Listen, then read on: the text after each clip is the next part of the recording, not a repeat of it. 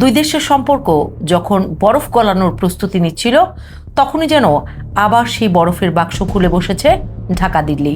প্রধানমন্ত্রী তারেক রহমানের সম্ভাব্য দিল্লি সফর নিয়ে কয়েক সপ্তাহের জল্পনার পর আনুষ্ঠানিকভাবে জানিয়ে দেওয়া হলো, এই মুহূর্তে সফরের জন্য অনুকূল পরিবেশ তৈরি হয়নি। অর্থাৎ দিল্লির বিমানে ওঠার আগে ঢাকা যেন বলছে টিকিট আছে, আমন্ত্রণও আছে, কিন্তু পরিবেশটা কোথায়?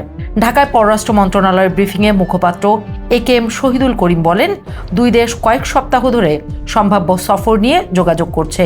তবে ভারতের মাটিতে শেখ হাসিনার সাম্প্রতিক প্রকাশ্য রাজনৈতিক বক্তব্য সেই প্রক্রিয়ার পরিবেশ নষ্ট করেছে বলে মনে করছে ঢাকা।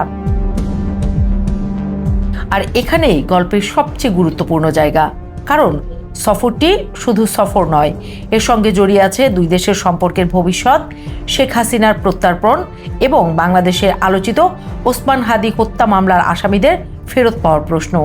ঢাকার বক্তব্য বেশ পরিষ্কার। দ্বিপাক্ষিক প্রত্যর্পণ চুক্তি অনুযায়ী শেখ হাসিনা এবং অন্যান্য পলাতক অপরাধীকে দ্রুত বাংলাদেশে ফেরত পাঠাতে ভারতকে অনুরোধ করা হয়েছে। একই সঙ্গে ওসমান হাদি হত্যাকাণ্ডে অভিযুক্ত ঘাতকদেরও বাংলাদেশের হাতে তুলে দেওয়ার দাবি জানানো হয়েছে। কিন্তু দিল্লি কি বলবে? এই একটি প্রশ্নের উত্তরই এখন অনেক হিসাব বদলে দিতে পারে।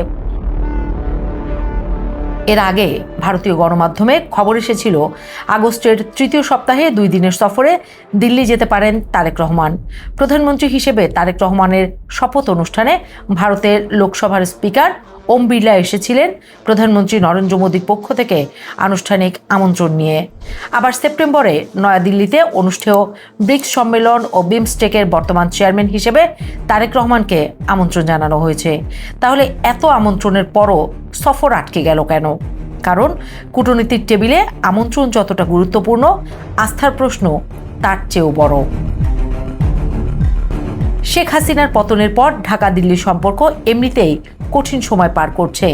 বিএনপি সরকার ক্ষমতায় আসার পর অবশ্য বরফ গলানোর চেষ্টা শুরু হয়। ভারতীয় পররাষ্ট্রমন্ত্রী এস জয়শঙ্করের ঢাকা সফর, বিএনপি সরকারের পররাষ্ট্রমন্ত্রী খলিলুর রহমানের দিল্লি সফর এবং ঢাকায় ভারতীয় হাইকমিশনার দীনেশ ত্রিবেদীর তারেক রহমানের সঙ্গে সাক্ষাৎ, সবকিছুতেই সম্পর্ক স্বাভাবিক করার বার্তা ছিল। 10 আগস্ট তারেক রহমানের সঙ্গে সাক্ষাতের পর ভারতীয় হাইকমিশনার বলেছিলেন, দুই দেশের মানুষের চাওয়া একটাই, ভালো সম্পর্ক, আর সেটি হতে হবে উইন উইন। কিন্তু কয়েক ঘন্টার মধ্যে তিনি দিল্লিতে গিয়ে মোদির সঙ্গে বৈঠক করেন। ফলে সম্ভাব্য তারেক দিল্লি সফর নিয়ে আশাবাদ আরও বাড়ে। তারপরই আসে সেই শেখ হাসিনার দিল্লির সংবাদ সম্মেলন। ঢাকা মনে করছে, ভারতের মাটি ব্যবহার করে শেখ হাসিনার রাজনৈতিক বক্তব্যের বিষয়টি দুই দেশের সম্পর্কের পরিবেশকে আবারও অস্বস্তিকর করেছে। তাই এবার সফর নয়, আগের জবাব চায় ঢাকা। শেখ হাসিনা ফিরবেন কিনা, হাদি হত্যার অভিযুক্তরা ফিরবে কিনা, তার উপরই কি তাহলে নির্ভর করছে তারেক রহমানের দিল্লি যাত্রা? কূটনীতির ভাষায় উত্তরটি হয়তো এখনো অস্পষ্ট, কিন্তু ঢাকার বার্তা বেশ স্পষ্ট, সম্পর্ক চাই, তবে বাংলাদেশ ফার্স্ট নীতিতে।